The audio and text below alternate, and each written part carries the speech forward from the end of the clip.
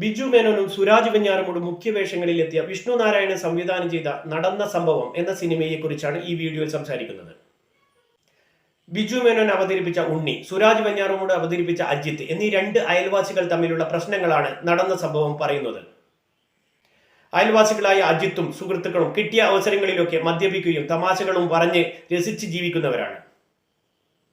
അവർക്കിടയിലേക്ക് ഉണ്ണിയും കുടുംബവും താമസം മാറിയെത്തുന്നു. എല്ലാവരെയും ആകർഷിക്കുന്ന വ്യക്തിത്വത്തിനുടമയായ ഉണ്ണിക്ക് തന്റെ ഈ സ്വഭാവം ചില അപ്രതീക്ഷിത സംഭവങ്ങളിലേക്ക് കടക്കുന്നതും അതുമായി ബന്ധപ്പെട്ട കാര്യമാണ് സിനിമ പറയുന്നത്. ഉണ്ണി കോളനിയിലെ സ്ത്രീകളുമായി വളരെ അടുത്ത് ഇടപെടുന്നത് മറ്റു പുരുഷന്മാർക്ക് സംശയത്തിനിട നൽകുന്നു. ഉണ്ണി സദുദ്ദേശത്തോടെ ചെയ്യുന്ന കാര്യങ്ങൾ മറ്റൊരു രീതിയിൽ വ്യാഖ്യാനിക്കപ്പെടുകയും അത് വലിയ സംഘർഷത്തിലേക്ക് എത്തിപ്പെടുന്നതുമാണ് സിനിമ പറയുന്നത്. ഇതൊക്കെ ഒരുവിധം ഗൗരവം നഷ്ടപ്പെടാതെ നർമ്മം നിറഞ്ഞ സീനുകളിലൂടെ വ്യക്തമാക്കാൻ ശ്രമിച്ചിട്ടുണ്ട്. ഇതിന്റെ തിരക്കഥാകൃത്ത് രാജേഷ് ഗോപിനാഥനാണ്. ആദ്യ ഭാഗത്ത് ഒരുവിധം തമാശകൾ വർക്കൗട്ട് ആയിട്ടുണ്ട്. അങ്കിത് മേനോന്റെ പാട്ടും പശ്ചാത്തല സംഗീതവും സീനുകൾക്കനുസരിച്ച് ഒഴുക്കിൽ സഞ്ചരിക്കുന്നുണ്ട്. സിനിമാറ്റോഗ്രാഫിയും മികച്ചു നിൽക്കുന്നു.